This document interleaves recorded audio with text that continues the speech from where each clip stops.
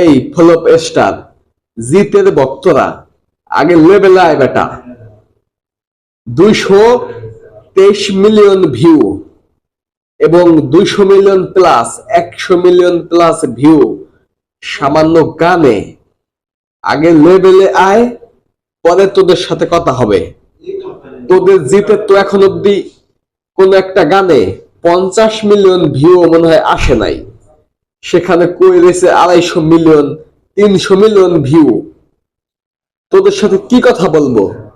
আগে লেভেলে আয়। তোরা তোমারটা এখনো বাচ্চা বাচ্চা মানুষের সাথে আমরা খেলি না। শাকিব খানের লেভেল আর তোদের জিতের লেভেল এখন এক নাই, আকাশ পাতাল পার্থক্য, রাত দিন আলাদা। শুধু এতটুকুই ভাব, কোথায় রয়েছে 250 মিলিয়ন আর কোথায় রয়েছে 20-25 মিলিয়ন। তো আগে লেভেলে আসো ভাইয়ারা, তারপর তোমাদের সাথে কথা হবে। তোমাদের ফলো পেজটা জিত সিনেমা চলেই না।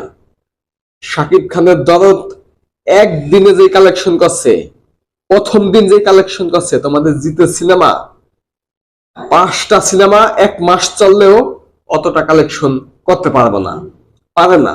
গত 10 বছর পারে নাই। ওই যে বানাইছে একটা চেঙ্গিস, ওই চেঙ্গিস মোট যে কয় টাকা কালেকশন করছে, শাকিব খানের দরদ একদিনেই তার থেকে বেশি কালেকশন। 2 দিনে সিনেমা ব্লকবাস্টার হয়ে গেছে।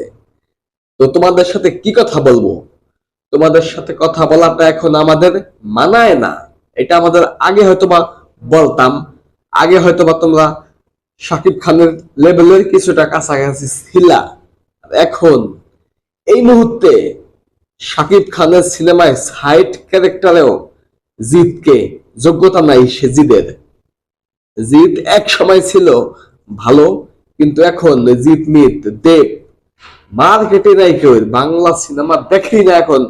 বিশেষ করে বাংলা কমার্শিয়াল সিনেমা শাকিব খান ব্যতীত যেই বানাক না কেন ফানি, মানুষ হাসাহাসি করে।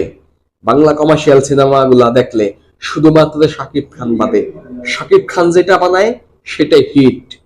কমার্শিয়াল সিনেমা বাংলা শাকিব খান ব্যতীত, শাকিব খান যদি হয় 100, বাকি 10ও কেউ নাই।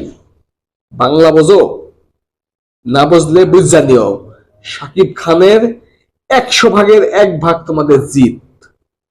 যে কিনা কমার্শিয়াল কোন সিনেমা বানাইলে মানুষ হাসাহাসি মস্করা ঠাট্টা করে।